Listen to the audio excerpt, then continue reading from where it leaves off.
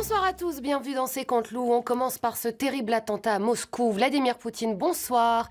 Gabriel Attal a exprimé sa compassion pour le peuple russe. Da, merci mon Gabi. Par contre, lui pas dénoncé le responsable de l'attaque, Volodymyr Zelensky. Alors je sais que vous êtes dans le déni, mais c'est pas l'Ukraine, c'est l'État islamique qui a revendiqué l'attentat. Niet, c'est Zelensky. Mais comme je suis à l'écoute des journalistes, je fais un pas vers vous. Ok, le coupable, c'est le musulman Abdelhamir Zelensky, si vous voulez. Non mais avouez qu'accuser Zelensky, c'est une énième manipulation pour justifier la guerre auprès de l'opinion. Niet, le réchauffement climatique, c'est Zelensky. Ma perte de cheveux, c'est les soucis que me donne Zelensky. Le cancer de Kate Middleton, c'est sûrement empoisonnement de Zelensky, comme il a fait à Navalny pour qu'on m'accuse. Et ça vous concerne aussi, car le départ de Kylian Mbappé au Real Madrid, c'est Zelensky. Oui, c'est bon, on a compris. Sinon, la télé russe a diffusé les images des assaillants présumés ensanglantés. L'un avait un grand bandage, un autre était en fauteuil roulant, et un troisième avec un bout d'oreille arraché. Oui, bout d'oreille, ça peut être très bon accompagné de quelques fèves. Merci, j'ai plus faim. On passe maintenant à la couve de la tribune d'hier. Rachida Dati en force. Un sondage la donne gagnante face à Anne Hidalgo au municipal de 2026. 38% contre 14%. Bonsoir Rachida Dati. Oh, cliché, Prada. Et voilà, voyez, mon magnifique bilan à la culture porte ses fruits. J'ai quasiment fini ma mission et je peux enfin me consacrer à ma campagne à Paris. Alors je sais pas s'il y a vraiment un rapport avec la culture, mais en tout cas, vous arrivez en tête à Paris dans tous les cas de figure. Ah bah oui, même si je fais un AVC et que mon cerveau est déclaré cliniquement mort, je bats quand même Anne Hidalgo tellement elle est nulle. Le seul qui vous fait un petit peu d'ombre avec 18%, c'est Yannick Jadot. Jadot, l'autre grande asperge là, sans charisme. Attendez, bougez pas, je lui envoie un texto, notez, pour le féliciter. Salut, notez. Salut, grande asperge de mes coups. Tu as intérêt à pas te présenter à Paris, sinon je prends ton p*** de chat, j'en fais une brochette et je te l'enfile dans le cul. Bien à vous, fils de p***, signé Rachida. Il n'y a pas à dire. Petit à petit, elle imprime son style. On revient maintenant sur la défaite inquiétante de l'équipe de France face à l'Allemagne avec un journaliste spécialiste du ballon rond. C'est Pascal Pro, regarde. We are the champions, my friend. Eh bien non, nous ne serons pas champions car nous avons vécu une défaite contre l'Allemagne, défaite de l'équipe de France, enfin si on peut appeler ça la France.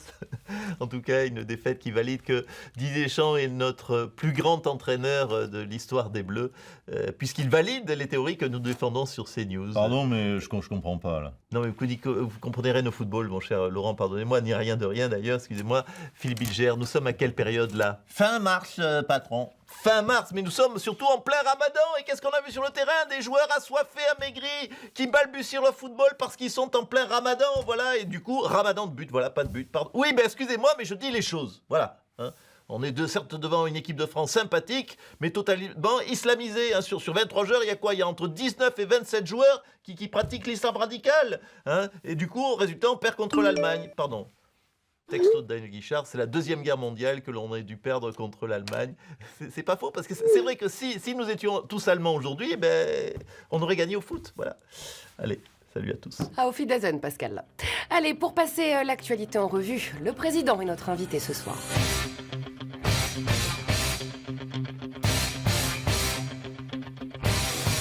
Emmanuel Macron, bonsoir. C'est bon, on a tout ce qu'il faut? C'est parfait. Merci Swazik. Alors, entre deux shootings, on aimerait revenir sur cet attentat horrible à Moscou que vous avez condamné fermement. Oui, toutes mes pensées vont bien sûr au peuple russe. Oui, tous sauf un. Ah oui, bien sûr, Vladimir Poutine. Alors toi, va te faire cuire le huc. Ouais, comme dirait Rachida. Ah non, arrêtez avec vos provocations, vous le cherchez en ce moment quand même. M'en fiche, même pas peur, mais qu'ils viennent. Octogone. Moi, je le prends quand il veut, Poutine. Vous avez vu, au fait, mes photos de boxe? Ouais, vous avez vu comme il est gaulé en ce moment, là? Vous avez vu un peu? Vous avez maté mes gros biscottos? Oui, super, on dirait du Poutine justement. Mais rien à faire, c'est de la com peut-être. Mais c'est pour dire à Poutine, je vais te défoncer. Il va te refaire le portrait, Vladimir. Ouais. Voilà, je vais te péter le nez, après tirer à la clinique Champs-Élysées pour te le faire refaire par Véran. Alors justement, Olivier Véran, bonsoir. Voilà, en même temps, je peux pas faire de miracle. Attendez-moi dans le bureau, Mme Pierpont. Qu'est-ce que vous faites concrètement dans cette clinique? Tout. Augmentation mammaire, augmentation des lèvres, augmentation des fesses. Mais vous savez, celle qui m'intéresse le plus, c'est l'augmentation de mes revenus. Ouais, je crois que ça s'est un petit peu vu.